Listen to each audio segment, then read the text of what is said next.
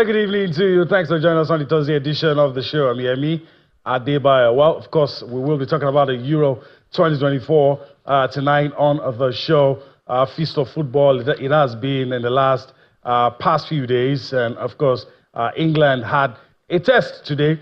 For some people, they didn't pass that test, even though they didn't lose the game. All right. We'll also be talking about things happening on the domestic scene. We will look at what is happening in the Federation Cup for the men and the women. We will also take a look at some issues from the Nigeria Premier Football League. As we go on the show, we'll devote time to take a look at the game currently going on. Two powerhouses in European football, Spain and Italy, former champions themselves, taking to the field, slugging it out. Before we came into the studio, it still is goalless. We'll see what happens. We'll be your eyes and your ears, especially if you're not watching that game, to let you know what is going on right there in Germany. It's a two-man show. My colleague Austin Okonakpan is suited and ready as we take you on this ride across the money-spinning world of sports. Sporty greetings to you, Yemi, and of course everyone joining us on the show tonight. Still an action-packed world of sports. Euro 2024 got lit today. England took on Denmark, and the game going on now can easily pass for any final, including the World Cup. Spain taking on defending champions Italy. Halftime, it's goalless, but Spain, gracious goodness, that team has got exceptional, technically gifted players, from Rodri to Pedri to Yamal to Alvaro Morata, and of course, Nico Williams. They got all the chances in first half, but Donnarumma single-handedly kept Italy in the game. He made 3 fantastic saves. I've counted Fabian Ruiz. What a chance he had from a distance. Donnarumma stopped him. Pedri, Donnarumma stepped him. Yamal, Donnarumma stepped him also. So Donnarumma is just trying to say, look, this is Italy. We know how to slow the game down. We know how to survive when we suffer. And if Spain isn't careful, Yemi, second half now, the story will change. But let me quickly tell you what's going on right here in England. Right after the Three Lions played 1-1 against the Danes, fans aren't happy. Gareth Southgate said the intention was good, trying to turn things around, but the execution was poor. All right, so that's it. We'll be talking about that. We were meant to talk about the Euros in the second part of the show, but it is what it is. It's a live show, and the situation is very fluid. Let me quickly introduce our partner, our guest, that is, in the Lagos studio, Damiloju Sali, who joins us now. Greetings to you, Damiloju. What a day to have you with us. Thanks for finding out time to be with us on the show tonight. It's an absolute pleasure to be on Sports Tonight, and it's interesting that of all days, it's the day where two of the European powerhouses, like you said earlier, who have made it a customary tradition to meet each other in the Euros, the 5th consecutive edition of this competition that they get to meet. I'm just waiting for the goals right now. All right, like I said, we were meant to start with what's happening on the domestic scene, but since we are at it, your thoughts on the England game? And Austin was waxing lyrical about Spain, but I must say, Federico Chiesa is giving me goosebumps. A chance or two, he might score. I think for Italy, that's the consolidation that they will have right now. The first half, they hardly created anything. Spain had almost 10 shots, about 9 in total. Italy had only 1. So Italy are taking the game really, really slow. But for the England-Denmark game, like you mentioned, Gareth Southgate, for the first time in the Euros, named an unchanged 11 as England manager. It didn't quite work out for him. A lot of people have been calling for his head at the end of this tournament. I think following up the last tournament where they got to the final, if England turn out more performances like this, the outcry is going to be a lot louder. I don't know, also you can tell us where you want us to go, but the Euros seem to be a bit interesting. We want to start with the home front, but the Euros seem to be interesting. Let me tell you what the fans are saying here. Maybe it's different from what you're hearing. Then, of course, when we're done with this, then you can take us through the things we want to talk about on the home scene. Question about Phil Foden. A lot of people feel he could do more, but he's not been given the opportunity to do what he can do. A lot of people also question the inclusion of Trent Alexander-Arnold in midfield. Seems not to be carrying his weight. These two players have been questioned. Then overall, the question marks on the English team. I don't know if that's a summary of what the fans feel, but a lot of us here, that's what we think. Yeah, it's not far from the truth. The fans always wanted more from the Three Lions. They've always pushed them even before the tournament started. The talk was that if you can make it to the final and lose the way you did against Italy at Wembley, then you can also still make it to the final in Germany and win it. But with what they saw today, I'm sure they will hold on with that song that it's coming home, because today the Danes showed that they can actually be a technical side. And I told someone today, I said, don't look at the names. Don't say it's England and versus Denmark. The Danes, they've got technically gifted players who play all around Europe, and some of them also have English Premier League experience. Off my head, I can count 4 or 5 players in the Premier League. There's Christian Eriksen right there. There's Højlund. There is Odberg right there. There's Christensen. They are all over the park. They understand English football. They play with these guys. So I knew it was going to be difficult. Denmark did start off well in that first game against Slovenia. They got an early goal through Christian Eriksen, but somehow that game ended 1-1. So today I knew it was going to be tough. And what a way for Højlund to score his first goal for Denmark. First international goal. It was a starting goal. What a strike to beat Pickford from a distance and ensure that the Danes get out of the game with that one. So as it is in Group C, any of the teams can still advance. Let's talk about this English team. Yeah, I mean, this is what you suffer when you've got so much talent. And I wanted to listen to Gareth Southgate to understand why he's playing Trent Alexander-Arnold in midfield.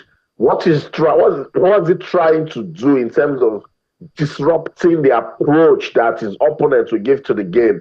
He started the same way he did against Serbia, made the same substitution, took out Trent and brought in Conor Gallagher. Tells you that he's trying something. And that's what he said, that intention to play Trent in midfield was good. And he also needed to make bold decisions today. But he got some of the substitution wrong. I thought it was very brave to take a Harry Kane. I wanted to see Watkins. And when Watkins came, he did what a striker should be doing. Draw the defenders to use some pressure. Harry Kane was playing too deep. He wanted to do everything as the captain, wanted to touch the ball. You're the striker. You are the point man. Be where the guys will see you to give you the ball. And that was why Jude Bellingham was out of place today. So when Harry Kane came out, the BBC commentator said, brace up, Gareth, the storm is coming, because that was a very brave move to take out an influential player, the captain of the side. But when only Watkins came in, I mean, you could see the change, the charge he brought into the team. But now the time was bringing in Watkins and Bowen. He had already taken off the guys who could finish off stuff for the runners. So it tactically, there was a misunderstanding from the technical crew and the players who were supposed to execute it. So the fans aren't happy. Right after that game, they started on the local media, they're saying that, look, Gareth Southgate doesn't know how to win with this team. He doesn't know how to use the players. Why will you take off Harry Kane? And those type of players, you leave them, they get just one chance and they do something. But this guy is the coach. This guy explained to us, I'm picking a team that I believe in. I'm picking a team that I know can fight for me. I'm picking a team that can work on current form. They were quite unfortunate to concede the goal that they did today, but Denmark needed to be in the game. This is tournament mode. You just need to do the little you can to stay relevant. Denmark came into this game saying they don't need to lose. England needed to win to take pressure off and know that they've qualified for the knockout phase. But that's not happening. They are still on top of the table. I want to see how stubborn Gareth will be if he wants to stick to this formation that has not worked for him in 2 matches. I'm sure he knows that it will come under serious fire, but I'm hoping that he will change it. Let's see what Phil Foden and Declan Rice can do together. Let's see what Conor Gallagher can actually do if he steps into the mix on time. And what about Cole Palmer? What about Anthony Gordon? Talents everywhere. He just needs to know how to use them. He just needs to know how to use them. I'll come back to you. I know your fingers are busy. You're trying to let us know what's happening, Spain and Italy. But Damiloju, Austin said something I just wanted to react to before we come home and start from the domestic scene proper? Because it's not an England Euro 2024 show. But do you think, with what has happened, Gareth Southgate will be bold enough to use this same starting 11 in the next game? I don't think he will. I will be extremely surprised if he goes. I said it a few minutes ago that this is the first time that he's doing back-to-back lineups exactly at the Euros in his 97 matches as the England manager. This is only the 5th time ever that he has named an unchanged lineup. There are so many players, like Austin said, Cole Palmer, Anthony Gordon, Conor Gallagher, Oli Watkins. These are players that they had good seasons at their clubs, and they'll be sniffing around the starting 11, looking at the coach, that, okay, coach, we understand why we didn't get to start the first game because you have your regulars, but there should be meritocracy when you talk about team selection. So if those players who are traditional starters are dropping the ball, we need to be given the opportunity to step in. And that's why I think the final game of the group stages, I would expect some changes. People like Phil Foden, people like Jude Bellingham, even Trent Alexander-Arnold need to be very, very scared of their starting position. Do you think it's about player combinations, or overall England has not covered themselves in glory? So there's talent in this England squad. We cannot deny that. I was reading an article that talked about how the best player in the Premier League, Phil Foden, and then we also have the highest goal scorer in the Bundesliga, that is Harry Kane, the best player in La Liga, Jude Bellingham. All these players did absolute wonders for their respective clubs. Even the likes of Bukayo Saka, Declan Rice, they had a fantastic season. Yes, I agree that Gareth Southgate has to show that some of the responsibility, it felt like during the course of the game, a lot of players were dropping deep to try and create. There were no runners. Then he brought in runners, the likes of Jared Bowen, Eberechi and Oli Watkins, only to take out the creative forces in the likes of Trent Alexander-Arnold. So he has to find that blend. Balance. We've heard this before, golden generation of England not going on to fulfill their potential, especially after getting to the final of the last Euros. England needs to start showing more quality. All right, also let me yield to you before we come to the domestic scene. What's happening? Italy, Spain, this guy's powerhouse in European football. I know we're not going to see too many goals in this game. Yeah, but now there's one goal here. I mean, it's now Spain 1, Italy 0. Calafiori with an own goal. Quite unfortunate. It was a big low cross by Nico Williams. He was trying to clear, but the ball struck his leg and got into his own post. So, well-deserved lead for the Spaniards. Maybe this now will make the Italians come out and fight. But they did just enough to survive that first half. But right at the start of the second half, 54th minute into the game, that own goal came. So it's Spain 1, Italy 0. All right, Spain 1, Italy 0. Also, let's come home now. Wanted to have a conversation with a leading figure in the Nigeria Premier Football League. It's not happening yet, but we hope that as we go on the show, it will happen. So we'll skip a few things and go to what we're going to talk about. That's right. Okay, so let's just go straight to the President's Federation Cup. I'm going to go across in a bit, but I want to get Damiloju's thoughts before I go across. Now we have the finalists for the guys. Yes, we do. And semi-finalists for the ladies. You've not been here for a while, so let me say, overall, last 4 women, finalists men, are you surprised at all? Yeah, of course I'm surprised. You look at some of the teams that are there, no disrespect to them. When you talk about the Federation Cup, which is our very own FA Cup, you're expecting some of the big powerhouses. So when you don't hear the likes of Enyimba, you don't hear Rangers. Exactly. A lot of people are scratching their heads and wondering, oh, okay, who are these teams? But I think what has intrigued me the most is if you look at the 4 semi-final games, the 4 quarter-final games and the 2 semi-final games, only 1 game was decided in regulation time. We had 5 penalty shootouts. So it tells you that even when you have so-called big guns against minnows, I think that's the exciting part about cup competitions, that you get a chance to have a very close game. Abel Warriors needed penalties against Kano Pillars, and then we had the same thing for El Kanemi against Kebbi. It just shows you that these games are really, really close. This is why I'm very, very excited that the winner of the Federation Cup gets a place in the CAF Confederation Cup, because it makes teams, even if you're having a league campaign to forget, you can face the Cups. And we know, okay, one day, 90 minutes, at most 120 minutes and penalty shootouts, we can get it done. So congratulations to the 2 finalists, and hopefully we get a worthy winner of this competition that does well for us on the continent. All right, Amloju feels whoever wins has been tested and should give us a good representation. I'll go across, like I said, of course, Amloju has painted a picture, but again, for confirmation, it is right here on your screen. 2 matches had to be decided via penalties. The winners had to play 120 minutes, and of course, the lottery of penalty kicks could have gone either way. So there you have it, Kebbi United and El Kalemi Warriors. Incidentally, 2 Warriors in the finals.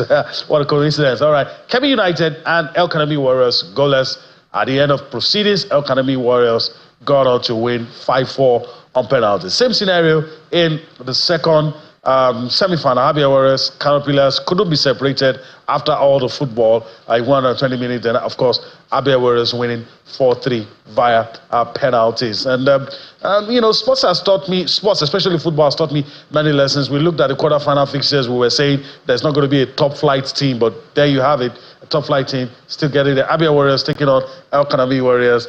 This is what will happen in the final on June the 29th. Let me go to Austin. I'll yield to you quickly. I can't ask you if you're surprised, because, I mean, the surprise is out of the window.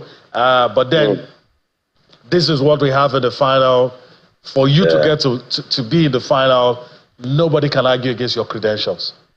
That's right, particularly the way the teams, you know, did it. Abia Warriors, it should be the icing on the cake. If they win their last NPFL game, they will finish in the top 10. So I think that's good league objective for them achieved, them making it to the final of the President Federation's Cup. It's the battle of the Warriors. El Academy Warriors will also be proud of themselves and what they've done. A team from the NNL competing for promotion and at the same time still keeping their campaign going in the President's Federation's Cup is a good one. This is good for league football development in Nigeria.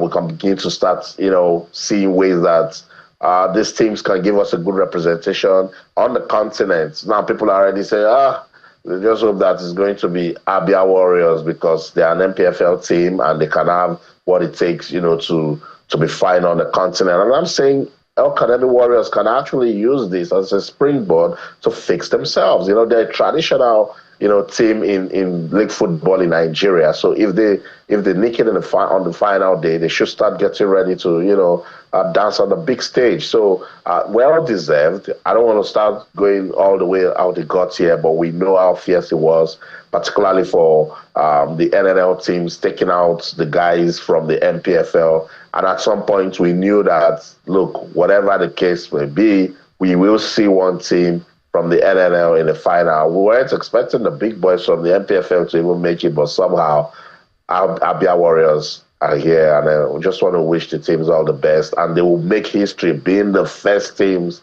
in Nigeria to play the President's Federation Cup final in Abuja. All right. I don't know, before we go on a break, I usually do this to our guests. I don't know if you're prepared. Make a call so that when next I see you, know maybe you are eating an humble pie. My head wants to go with the NPFL team, and I think I will just go with that. It will be a story for the neutral if El Academy Warriors, who are not a top-flight team, want to win this. But I think Abia Warriors, especially when they looked at last season and saw Enyimba get to win the league, I think this will be something that they will want to use, especially since Enyimba didn't win anything. So I think Abia Warriors, come the 30th of June, will be champions of the President Federation. All right, I like that reasoning, especially if you have a more illustrious sibling. You want to do something, at least get the attention to yourself once in a while. All right, we need to go on a break right about now. When we return from that break, we'll flip it and talk about the ladies, the President Federation Cup. The ladies, we know the semi-finalists now. Then, of course, when we're done with that, we'll go full swing into the Euros. Euro 2024 are getting us talking on the show. Let's go on that break. We'll be back for more on Sports Tonight.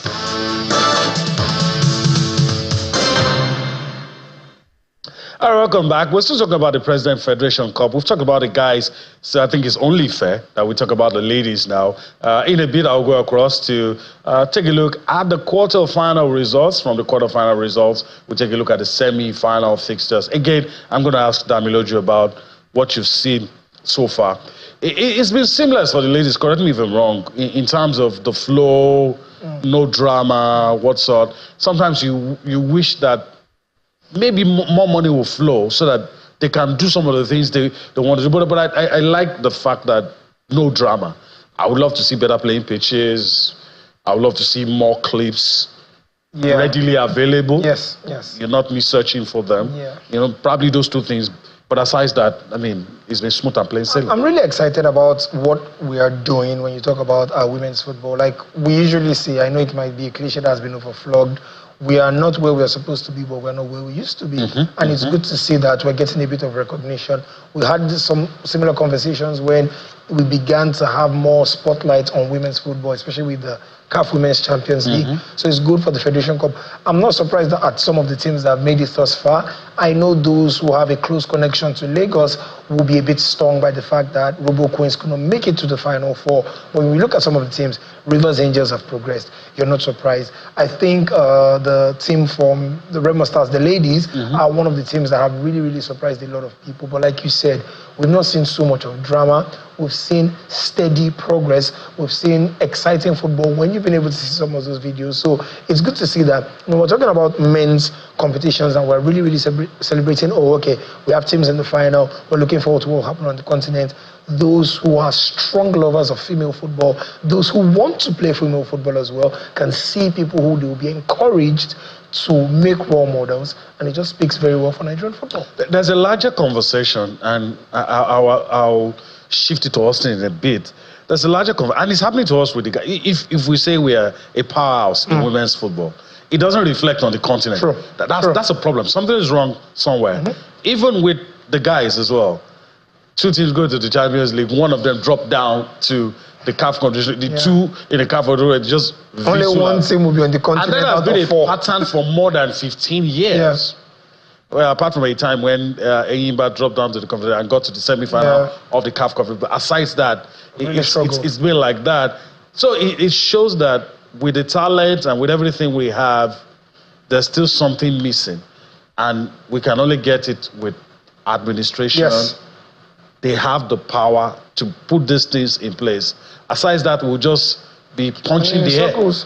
Keep running in circles, and it feels like we'll always come back to, okay, what's happening at the grassroots? Why is it that we're no longer as dominant as we used to be? There was a time that you could just beat your chest. Once we have a Women's African Cup of Nations, you know that it's the Super Falcons that's going to win it. Unfortunately, in recent years, South Africa, and more especially now Morocco, have become a real thorn in our flesh. So now that we have the Women's Federation Cup or the President's Federation Cup for the women, I expect us to see more teams get to compete. That way we have a spotlight on more players, and then it means that we can have more matches, a greater chance for more players to potentially move into the Super Falcons team, and hopefully we get to kick on from there. And fundamentally, a stronger representation for Nigeria, which is a problem. It's close national team, club football, not close. Get beaten easily. All right, let me move across now. Quarterfinal fixtures. I know that Austin has a lot to say about this conversation, but first let's take a look at all of this that we have on our screen. Quarterfinal results for the ladies. President Federation Cup. Osun Babes hammered by Rivers Angels, no surprise, 5-0. Delta Queens defeated Sunshine Queens 2-0. Remo Stars, ladies. Remo Stars have been doing a lot of good things with men's football, and no surprise they're replicating that with the ladies. Well, in regulation time 1-1, but via penalties they defeated Nazwa Amazons 3-2. They're through to the semi-final. And of course, Niger Raitels, he talked about it, Damiloju talked about the FC Robo Queens. Lagos fans would have loved to see them, but you don't always get what you wish for. So that's what happens. Niger Raitels getting the better of them. So semi-final fixtures, Remo Stars ladies up against Niger Raitels. Delta Queens will take on Rivers Angels. I mean, if you're a lover of women's football, Delta Queens, Rivers Angel, even if it's going to be played on the moon, you would want to be there to see what's going to happen. Also, let me yield to you. First, we've widened the conversation, we've enlarged the scope of the compensation. So you can talk about all of this, then you can also talk about why it appears like an irony. We're so strong when it comes to women's football, but on the continent, Nigeria doesn't seem to be a force when it comes to club football. The power we seem to have with the national team doesn't show. And whoever wins all of this league and all of that, some of these top teams will get to represent us later on. So you should be worried the kind of representation we will get, even if it's not this, even if it's just the winner of the league, whichever way, you will be concerned the kind of representation we get doesn't show the power and the force that Nigeria is when it comes to women's football. Before I get into that conversation, when we went on the break, a quick look at my socials, and fans were already telling me that I should treat Abia Warriors and El Kanemi Warriors as two NPFL teams, because El Kanemi Warriors, they've qualified, they've gained promotion back to the NPFL. And I said they've not played yet in the NPFL, so they are still NNL team. But what I get out of that is that it's going to be competitive. El Kanemi Warriors, they've had a good season. They've gained promotion to the league. Abia Warriors, quite decent this season. They're 11th on the log. If they win their last game of the season, they can finish in the top 10, and that will give us a competitive men's final in the President's Federation Cup. Bring it to the women. I like what Niger Raiders they're doing. We didn't get to talk to them during the league, but now we're talking about them in the President's Federation Cup, and they go against Remo Stars ladies. Remo Stars ladies also got us talking during the regular season. They were newcomers into the league, but there were no pushovers. I think they didn't lose to Rivers Angels. They didn't lose to FC Robo Queens. They stood their ground, just couldn't make it to the Super 6. So it will be good to see what they can do against Niger Raiders. And as you mentioned, yes, Delta Queens versus Rivers Angels, all day, every day. That's a big one for league football development in Nigeria, or for women's football development. Delta Queens missed out of the Super 6. They were defending champions of the women's league, but didn't get a chance to even qualify for the Super 6. Tells you how competitive it is back home. But narrow it down to your conversation of why we don't do well on the continent. I think these girls, these ladies, these women need to play more football. So the Nigeria Football Federation, the NPFL, should find a way to ensure that they stay competitive, that they stay busy. I think that's what other African countries are doing. If you check when they even go to the Women's CAF Champions League, they cannot beat teams from Kenya, from Ethiopia. So it tells you that those teams, they are probably doing a lot of grassroots promotion. They're doing a lot of grassroots development for women through football, and that is rubbing off in the game in their clubs. It hasn't gotten to the level of country, but hey, it's coming. Every year, there's a new entrant that wants to threaten the Super Falcons and what they are doing with women's football in Africa. Before, it used to be Nigeria, Cameroon, South Africa. Now, Morocco joined.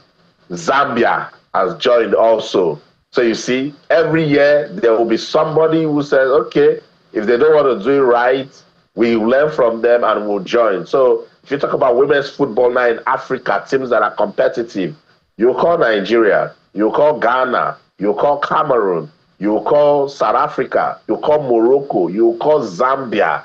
You see how more teams are getting into the mix now. So we must do what they are doing. Those teams that we know are not just about kicking ball, but they are doing more in terms of investing into the game, developing the girl child through football. Morocco, South Africa, even Zambia. So we should stop focusing on just kicking the game, kicking the ball all the time for just competition. I like what the Betsy Obaseki Women's Football Tournament does when we don't have the regular season. Clubs look forward to it. They go play it, they get ready. I think more states should do that, just so we get our women busy with football, not just football. Tie causes to that game, tie creative programs, engaging programs that will develop the community, so that they have that mindset that it's all about 360 degrees branding and development. When they get on the pitch, they can now go out there and execute. All right. All the best to the teams we've talked about. All right, let's travel to Germany without leaving Nigeria. with Austin remaining in London, actually. All right.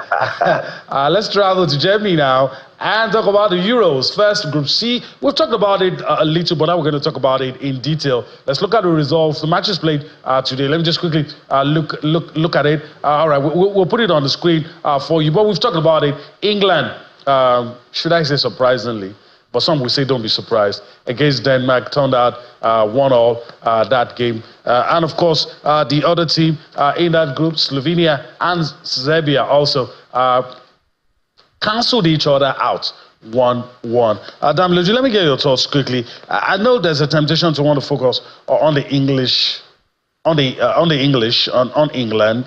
Some positive-minded people will tell us, what are you guys even talking about? There are 4 points. They're not in danger of not qualifying.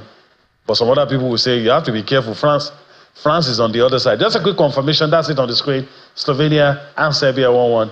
Denmark, England 1-1. But Slovenia, Serbia, I want to get your thoughts. Cancelled each other out. Neat. I'm happy that you watch matches and you realize that it is literally not over until the final whistle is blown. Because for a large part of that game, when Slovenia were able to take the lead, it felt like, okay, Slovenia were going to do something absolutely remarkable and go on to win this match. And in the dying embers of that game, another stoppage time equalizer. We saw something similar yesterday where Albania were able to rescue a draw at the hands of Croatia. For Serbia, I think a lot of people are expecting more from Serbia. I saw a few predictions where people called them a dark horse.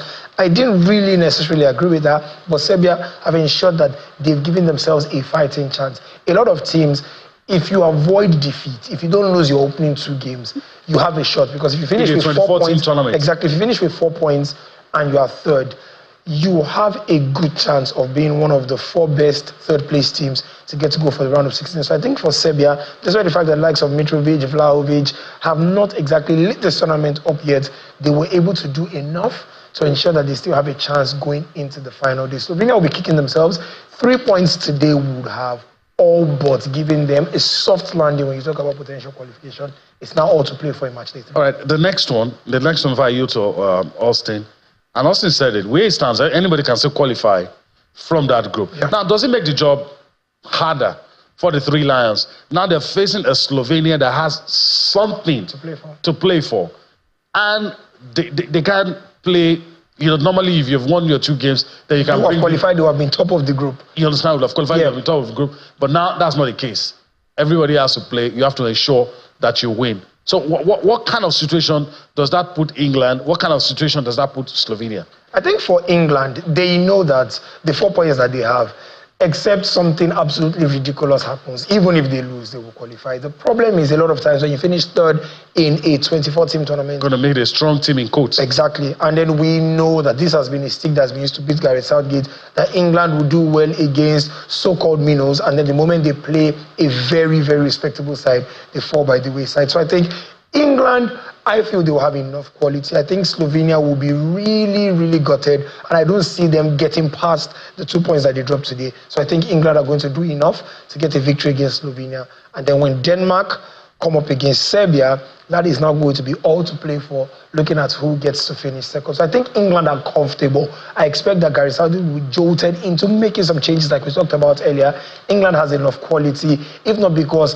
they just didn't seem to click today, they would have gotten all 3 points regardless. All right, I'm yielding to Austin before we go to Friday. 2 things quickly. We are expecting an update from the game. I know your fingers are busy. Then, do you agree with that, Loju Sali, what you just said about England not really having too much to worry about? I do not agree. Personal opinion here. I do not agree. But he says, look, no matter what happens, they're going to qualify even if they lose. I think I agree on that part. But that Slovenia might not really push them to the limits. Do you think that will happen? I mean, do you think that will be the case? No, that won't be the case. Slovenia will push. They fought in their first game against Denmark. Today, they were almost cruising to a historic win until Luka Jovic scored in the closing minutes of the game to salvage a point for Serbia, who did enough to battle till the end. So Slovenia will come out. They are wounded. They've been so close. So they'll be saying to themselves, like, look, we can actually do something. We're the underdogs here. If England comes to that game with a bit of complacency, they will be saying something different. Look, this is football. I keep telling people it has changed. Look at Albania holding Croatia to a 2-2 draw. Look at what happened to Belgium with Slovakia. This is football where anything, absolutely anything can happen. That's why I like what Walker said today after the game that they played against Denmark. He said that now they know that this is tournament football. Oh my God, you didn't know before that they need to do what they have to do to stay in it and keep advancing. So with that mindset, I think Gareth Southgate just needs to sit with his team and say, look, anybody that wants to beat us just needs to go watch this game today against Denmark, and we will be beaten, particularly if the tactics is all over the place and there's no understanding and execution. So teams can just, get one chance or just two chances. And before you know what's going on, it's 2-0 or 2-1. And then everyone will start coming out to talk about it that it's an upset. But that's football for you. So that said, they need to work, put in the work big time, show that they are indeed a better team. Everyone needs to come and play their role. Harry Kane needs to understand that he's a top striker. He cannot be everywhere. He was all over the pitch. They tried to touch the ball, trying to get the ball, and then he's deep. By the time he gives a pass and tries to go into position, he's already marked out. So with this Slovenia team, they will just come and potential banana skin. You step on them, you slip and fall. So England knows that, and they will approach that game with all the seriousness that they can give it to make sure that they get 7 points and, advance comfortably from that Group C. Now, I don't know what's going to happen between Denmark and Serbia. I like Serbia as a team because they are very compact. I call them bullies, 6-foot giants everywhere, and they know how to keep the ball, how to protect it. They also know how to stop you from doing your play. So that's why Gareth Southgate is saying they are even lucky they won that first game against Serbia, because they will kick you, you pick knocks, you cannot win duels with them. So Denmark should be careful, because I watched how Slovenia, when they got that equalizer, stayed in the game. So it means Denmark is a team that can be contained. Today, all they said to themselves, we mustn't lose. Yes, we might not be able to beat England, but we shouldn't lose, because if you lose Denmark, you're out of the competition. There's nothing you can do with just 1 point, irrespective of what happened between Serbia and Slovenia. So that group, as I said earlier, is still open. So many talking points will come out of it on the final group day. The game between Spain and Italy is still going on. It's the second minute now. Alvaro Morata with a chance, but he didn't do anything with it. The Italians are trying to get into it. Gianluca Scamacca has been substituted. They're trying to see if they can, do that final push, try and see if they can get one, make it end 1-1. But this is football. You never know. We can even still see 2 goals. But at the moment, it's still Spain 1, Italy 0. All right, Spain 1, Italy 0. All right, let's go to matches that we played tomorrow. Let's see if we can flip through. Maybe we'll have time to talk about Copa America as well. There you go. Friday fixtures, Poland up against Austria, Netherlands up against France. We hope it will be something close to what we're seeing today between Italy and Spain, and Slovakia up against Ukraine. Damloju, in a minute, look at these fixtures. Tell me what you think will happen. I certainly hope Netherlands and France gives us more goal-mouth action than Spain and Italy has done today. We know that they met in the Euro qualifiers leading up to this tournament, and then France won 4-0 and 2-1. So Netherlands will be looking to banish those memories, even though Netherlands have had a better record against France at Euros tournaments. Good news, Kylian Mbappe, even though he trained alone, he didn't have to have surgery. His mask is ready. I expect Kylian Mbappe to be firing all cylinders. I will be giving France a 60% chance to win this game. I won't be surprised if Netherlands are able to grind out a draw, but I think France has just enough. We saw N'Golo Kante absolutely amazing in the first game. It didn't look like he had been a day away from the French national team. Poland and Austria. Poland needs to be very, very careful. This Austria side, despite the fact that they lost to France, they showed a bit of spark. And then Poland, we still don't know what the situation is with Robert Lewandowski. I think Poland could be in for another defeat. And then for Slovakia, Ukraine, let's hope that Ukraine can look at all the things that are happening around them and use it as a rallying cry. Because like Austin said, Slovakia gave us arguably the biggest shock. I don't even think it's arguable. The biggest shock of the tournament so far, getting a victory against Belgium. If Slovakia can get another 3 points, that is them to the next stage of the competition. without anybody really believing that he could come out of this group. All right. I'm tempted to say that's a wrap on the Euros, but, you know, football, we might get something. Let's really flip and see if we can give you the fixtures for Copa America. Then Austin will wrap all of it for us. And, I mean, we've been hearing a lot of conversation, Argentina and Canada, the coach of the Canadians, saying a lot of things. And Damiloju, in 30 seconds, if you can, I don't know how long the Albi Celeste and Argentine fans expect Lionel Messi to keep on playing, but they should know it's going to end at some point. No, of course, nothing lasts forever. That's the truth of the matter. But Lionel Messi is obviously excited. He was speaking before the competition, talking about how Argentina are the favorites. And I agree. They've won 13 of their last 14 matches. So you can understand they are the current defending champions. And then they've been able to banish a ghost of almost 30 years. Messi has been scoring goals where he is. Canada played 2 friendlies. They conceded 4 against Netherlands. And then they didn't score. They also didn't score against France. I'm expecting Argentina to get the victory. They have a nice combination in midfield. McAllister, Enzo Fernandez, and Rodrigo de Paul was the heart of that midfield that won the World Cup for them. So yes, Messi might not be as good as he was 10 years ago. He is still a very amazing player. You take Messi to that Canada team, and it becomes something entirely different. So Jeshima should pump his brakes. I expect that early hours of tomorrow, Argentina will open this competition with a victory. All right. Also, let me yield to you. Quick one on the Copa America. Is Messi still a force? You can do this and go back to Euros if you want. Is Messi still a force? Damiloju says, look, Jessima, just calm down, because he's been talking about Messi for, I don't know, since whenever. And, you know, I'm like, this is Messi. This man is, I mean, has diminished a little, but it doesn't appear to people, most people don't believe that there's anything that has diminished about Lionel Messi. Nothing, you know. I told you the other day about the influence big players bring to the team. You know, you're asking me if Messi is still a force.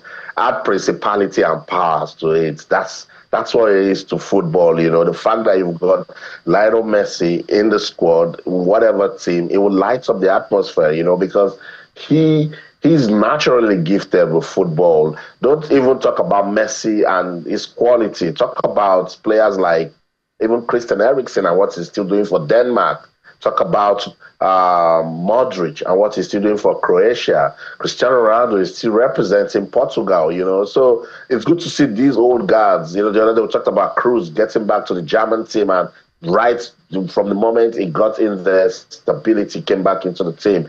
That's what Messi brings to Argentina. Yet someday he will stop playing and people will cry, because it will definitely come. But at this moment, they love it so much because Messi is the symbol of Argentina football. He's a model. He's a mini god to their football, you know. So as defending champions and Messi being the team, and they're kicking off at Copa America against Canada, no disrespect to Canada. I saw what they did at the World Cup. They can still be a decent team, you know, but no chance against Argentina, particularly when Lionel Messi will lace his boots and lead the Argentines, you know, to come out to play. This team and everything they've done right from when they won Copa America to winning the World Cup, they're a team that shows that they just want to keep winning, and you know why. The motivation is Lionel Messi. 88 minutes in the game between Spain and Italy. The Italians still pushing down. They have more of the ball, but the Spaniards are locking it in properly in midfield, doing well with the man-to-man marking just to keep their lead and ensure that, you know, they stay comfortably on top of their group. So hopefully, you know, see that on through. It's still 1-0. All right. That's the show in London. I'm Austin Okonakpan, and everything you do, remember, keep talking sports. Bye for now. All right, that's a wrap here in Lagos, but I want to thank Damiloju Sali for his time. Hopefully, we get to do this again some other time. Thank you so much. It's been a pleasure doing this with you. All right, that's the show today. We do hope you enjoyed everything. We'll be back here again tomorrow. I'm Yemi Adebayo. Bye-bye now.